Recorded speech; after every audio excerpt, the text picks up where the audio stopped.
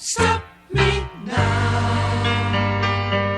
Don't stop me, 'cause I'm having a good time, having a good time. Shooting star leaping through the sky like a tiger, defying the Oh, Browns fans, how does it feel? Don't stop us now, baby. Hugh Jackson, huge action, the new head coach of your Cleveland Browns. Welcome to the Doghouse, your inside look at the Cleveland Browns. I'm Andy McNamara alongside our Browns insider from WKYC Sports in Cleveland, Matt Florjancic. Get us on Twitter at AndyMC81, at Matt Florjancic. You can find the show on our free Google Android app. Just type in the Doghouse in the Google Play Store, on iHeartRadio, and on iTunes as well as on Spreaker.com.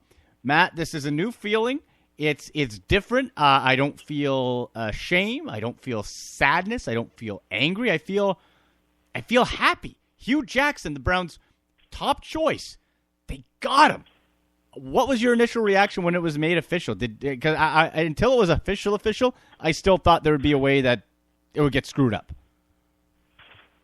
Well, I don't like believing things until I actually see it. So when I saw him walk out onto the dais at Berea, I pretty much figured that it was a done deal. So it was surprising. It was refreshing, I would say, because they did go after a guy that they really, really wanted, and they weren't going to take no for an answer. I think Jimmy said it best yesterday when he said hopefully the third time's the charm, but they've learned a couple things from their previous coaching hires, one of them being that you don't let people get on a plane to go talk to somebody else. You learned that one the hard way with Doug Marrone last year, or 2 years ago, when he tried to interview him, and instead Marrone got on a plane to go honor his commitment to the Buffalo Bills, and we all know how that ended up for both parties.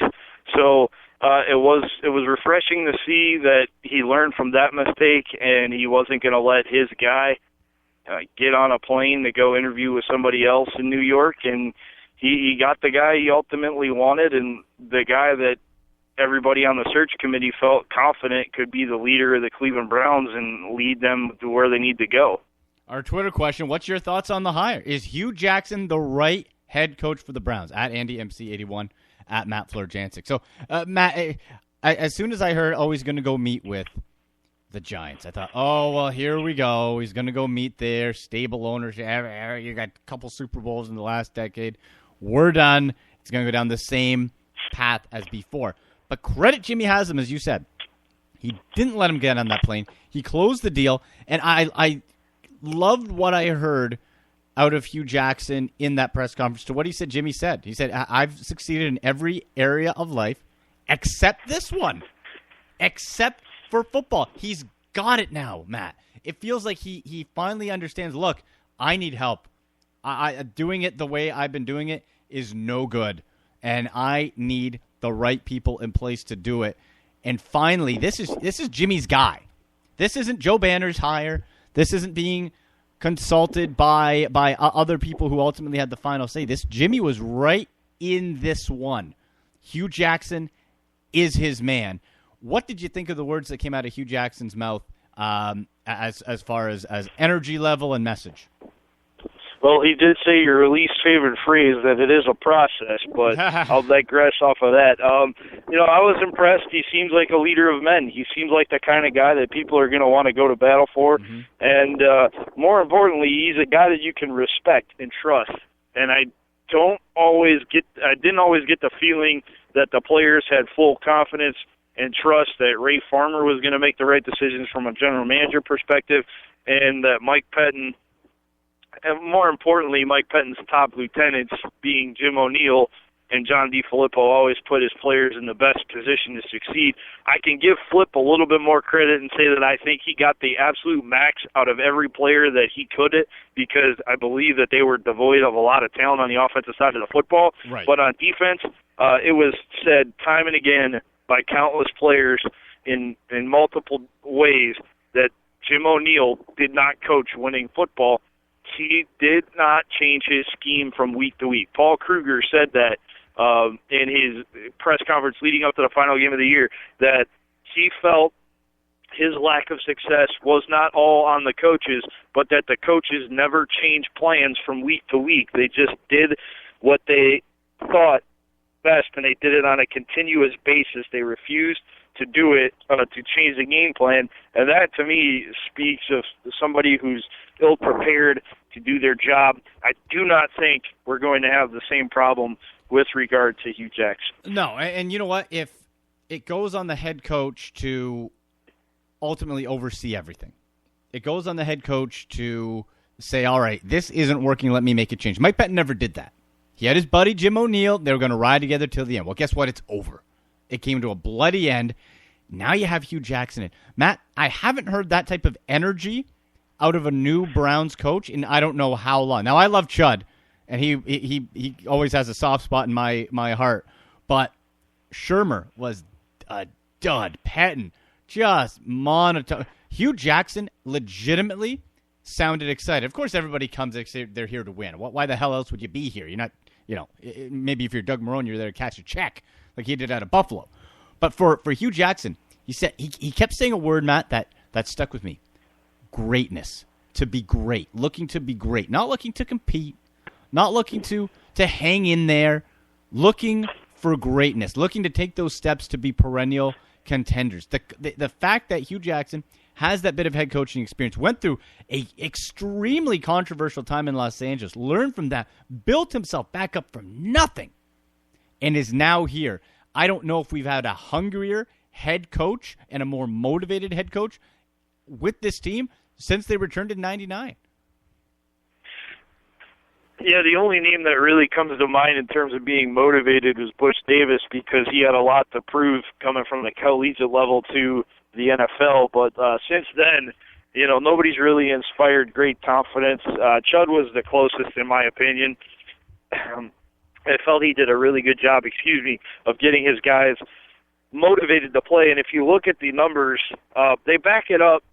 Obviously, it wasn't the greatest record. 4-12 is never a good record, but a lot of the losses were games in which they were either leading in the fourth quarter and just couldn't finish, or within a score of.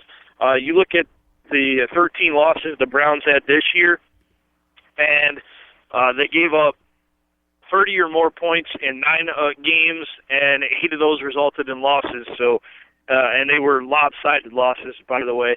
And then you look at the quarterback play, and everybody said, "Oh, Johnny's progressing," but they were scoring 1 touchdown a game under Johnny, and they were giving up 30 points. So it really doesn't matter what you do at the quarterback position so long as you can't play defense. And I think Hugh Jackson is going to get everybody on the same page, motivate them to actually be better than what they thought they could be. And he was quite honest. He is looking forward to evaluating each of the players and then meeting with the players before he really makes any decisions about who he does and does not want on the team.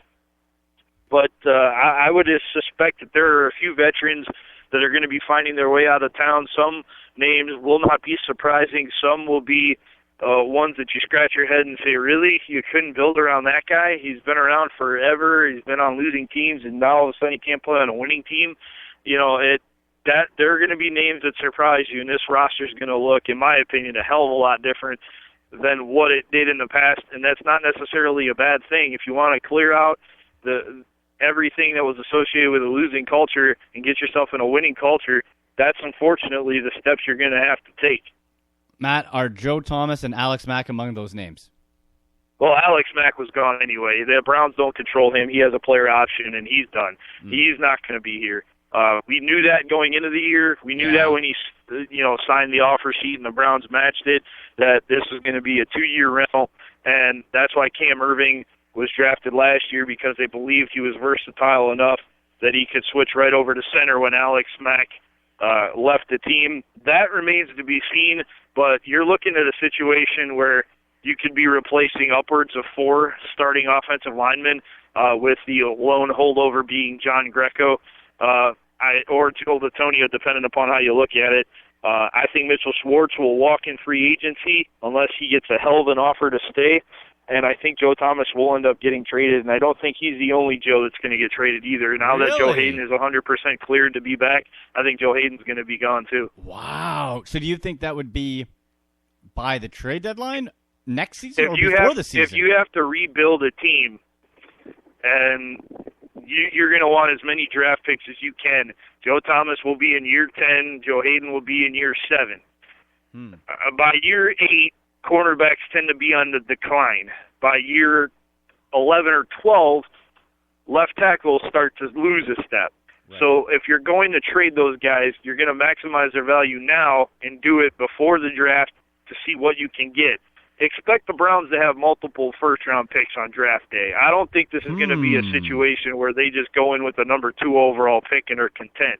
I think they're going to have multiple picks in the first round based off of what they do when it comes to trading off their viable assets. Wow. And you know what? With this new analytics-focused front office, and again, I agree with you, Jackson, as far as how it's going to go about analytics. Just like I do a hockey analytics show for TSN, Matt, and the biggest misconception is that teams just look at spreadsheets and are done with it. It's part of the equation. So if you can have more information to make a more informed decision, why wouldn't you? And I think the points you bring up exactly, the stats where after X number of years, players decline at certain positions. Well, Joe Thomas and Joe Hayden are right at that cusp. And if you can get a premier return. Now, the only problem is, all right, you trade the left tackle. That's a premier spot. You have to. Who are you going to put there? Exactly. You have to draft or bring somebody in. Joe Hayden, off year, still your number 1 corner. As we know with Justin Gilbert, they don't grow on trees. There's another spot. You got to revamp so many different areas. So I get what you're saying, but that's a little bit dangerous if you're looking to go in with a whole bunch of rookies for next year. That could get ugly. Well, I think, too, that they're going to spend a little bit in free agency. They're not going to go nuts. They're not going to break the bank like the Miami Dolphins do and then regret it two months later. They're going to try and pick their spots of where they need to add veteran players and where they can get good value. The problem with analytics is the misconception of it, like you said, but it's a well-deserved misconception because of what Paul DePodesta did in Oakland. Yes, they won 3 division titles, but they never got past the Yankees or the Red Sox. They always bottomed out in the American League Division Series because they had less talent. They had good guys, they had good players, but they were going up against great teams, and that's why they ultimately were unsuccessful. And that's what scares people. Because when you look at DePodesta's track record in the last 10 years, discounting the combined season he spent with L.A. and San Diego in 2006, where he went from a team that was struggling to a first-place team that won the division, there has been 2 winning seasons in the last decade. And he is a guy that doesn't just use analytics. He relies on them heavily. Oakland was known as Moneyball. And you can win on a budget in certain aspects, but when you have to compete against teams with bigger budgets and better talent, your budget bargain basement hunting goes by the boards. So that's why people, I think, are a little bit down on the analytics side. It can play a part, but it better not play the whole part or the majority of the part, because then you're missing the boat. Yeah, and I think it's a little bit different, too, in football, where no team is really handcuffed financially. Like, there's no salary cap. There's not the big same revenue share in baseball that there is in the NFL. Every NFL team has made a profit before the year starts. Baseball, yeah. If you don't have the budget, you got to get creative. So my hope is it's a piece of the puzzle there. Matt, we didn't mention it on Monday's show here on the Doghouse, your inside look at the Cleveland Browns. But Johnny Manziel, multiple things coming out. One, dropped by LeBron James's marketing firm. Allegedly did not return calls or texts from LeBron. Bernie Kosar reported he reached out to Johnny to offer him some assistance. Johnny cold-shouldered him, too. This Vegas stuff keeps going on. Nobody really knows where Johnny is right now. Like, this guy's fallen off the rails. And then you mentioned off the top, all the reports, the rumors coming that Hugh Jackson, one of the stipulations to take the job was that he would not have to work with Johnny Manziel. Hugh didn't commit one way or the other to that, which is obviously smart. But to me, and you know, Matt, you know I am the biggest Johnny apologist out there. I'm ready to say live on this show, I'm done with Johnny Manziel.